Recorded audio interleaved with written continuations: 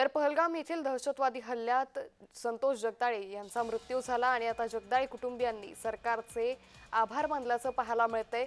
सरकारने जी मदत जाहीर केलेली आहे त्यानंतर आता संतोष जगदाळे यांच्या कुटुंबियांनी सरकारचे आभार मानले। तर मुलीला लोकांची मदत करता येईल असं देखील यावेळी संतोष जगदाळे यांच्या पत्नीने मागणी केल्याचं पाहायला मिळतंय। जगदाळे कुटुंबियांनी सरकारचे आभार मानलेले आहेत। मुलीला लोकांची मदत करता येईल अशी पोस्ट द्या अशी मागणी संतोष जगदाळेंच्या पत्नीने केलेली आहे। त्यामुळे यावेळी आसावरी जगदाळे हिला सरकारी नोकरी द्यावी अशी मागणी करण्यात येत होती आणि यातच आता जगदाळे कुटुंबियांना त्यांनी सरकारचे आभार मानलेले। आसावरी जगदाळेला चांगली पोस्ट द्या जेणेकरून तिला लोकांची मदत करता येईल असं जगदाळे कुटुंबियांनी म्हटलेलं आहे।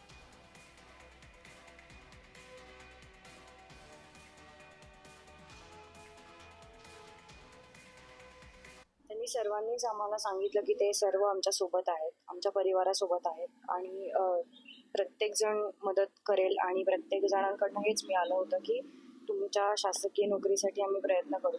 आणि आज त्याच्यामुळेच ही जी त्यांच्याकडनं आलेली आहे की ते आम्हाला आर्थिक मदत करणार आहेत आणि मला शासकीय नोकरी देणार आहेत, त्यासाठीच मी त्यांचे धन्यवाद करतो।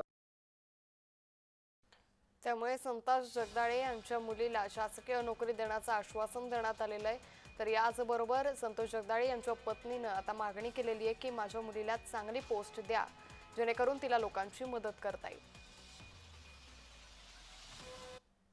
सरकारचे मी आभार मानेन की त्यांनी आमची दखल घेतली ह्या सगळ्या प्रकारांनी आणि त्यांनी माझ्यासाठी आणि माझ्या मुलीसाठी शासकीय मदत जाहीर केली। मी खरंच त्यांचे आभार आहे, कारण मला खरंच गरज आहे त्या गोष्टी।